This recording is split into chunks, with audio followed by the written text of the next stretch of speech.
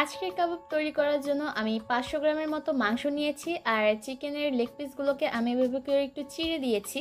এতে করে মশলা খুব ভালোভাবে চিকেনের গায়ে ঢুকবে। এবার প্রথমেই এর মধ্যে দিয়ে দিলাম 1 টেবিল চামচ লাল মরিচের গুঁড়া, 1/4 চা চামচ দিলাম টেস্টিং সল্ট, জিরার গুঁড়া দিয়ে দিলাম আধা টেবিল চামচ, গরম মশলার গুঁড়া দিয়ে দিলাম আধা টেবিল চামচ, স্বাদ অনুযায়ী লবণ দিয়ে দিলাম আধা টেবিল চামচ দিয়েছি আদা রসুন বাটা, আর সেই সাথে সামান্য একটু দিয়েছি জর্দার রং কাবাবটাকে একটু কালারফুল করার জন্য, তবে এটা পুরোপুরি অপশনাল, আপনারা চাইলে বাদ দিতে পারেন।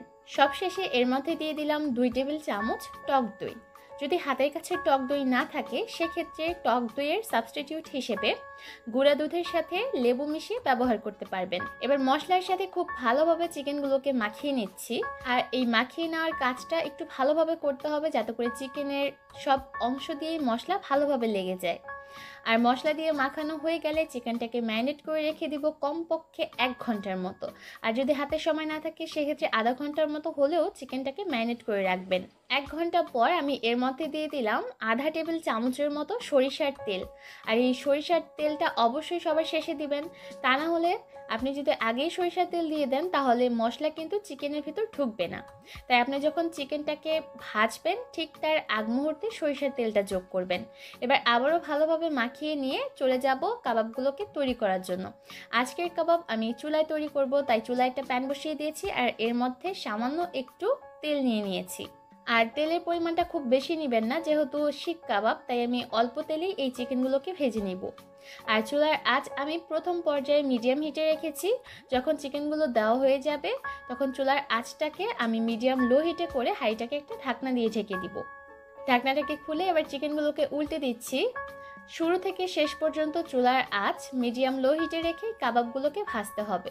যেহেতু কাবাবগুলোর মধ্যে আমরা কোনো পানি ব্যবহার করব না, তাই কাবাবগুলো যাতে ভিতর থেকে একদম সেদ্ধ হয়ে যায়, তাই চুলার আঁচ আমাদের মিডিয়াম লো হিটে রাখতে হবে। আর অবশ্যই ঢাকনা খুলে খুলে মাঝে মধ্যে এভাবে করে নেড়ে চেড়ে উল্টে পাল্টে দিতে হবে।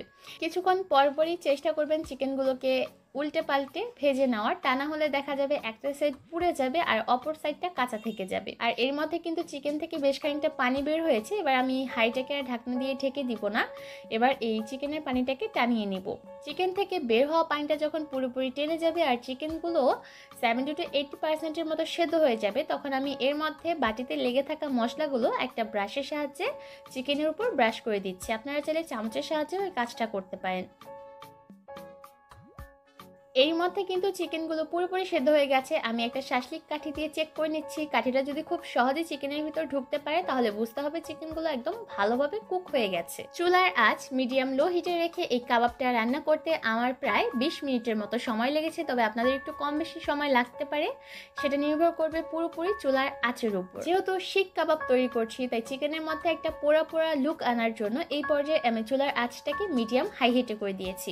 মিডিয়াম হাই হিটে রেখে আরও 3 থেকে 4 মিনিটের মতো চিকেনগুলোকে উল্টে পাল্টে ভেজে নিলেই দেখবেন এর মধ্যে একটা পোড়া পোড়া লুক চলে এসেছে। আর ঠিক সেই পর্যায়ে আমি চিকেনগুলোকে চুলা থেকে নামিয়ে নিব। তৈরি করে নেওয়া এই শিক কাবাব আপনারা চাইলে এমনিতেও খেতে পারবেন, আবার চাইলে পিটা ব্রেডের সাথেও সার্ভ করতে পারবেন। সেই সাথে পোলাও বিরিয়ানির সাথে সাইড ডিশ হিসেবে রাখতে পারবেন। আশা করছি আমার আজকের এই সহজ কাবাবের রেসিপি আপনাদের কাছে ভালো লেগেছে। বাড়িতে অবশ্যই সহজে রেসিপিটা ট্রাই করবেন। আজকের মতো এখানেই বিদায় নিচ্ছি। সবাই অনেক ভালো থাকবেন। আল্লাহ হাফেজ।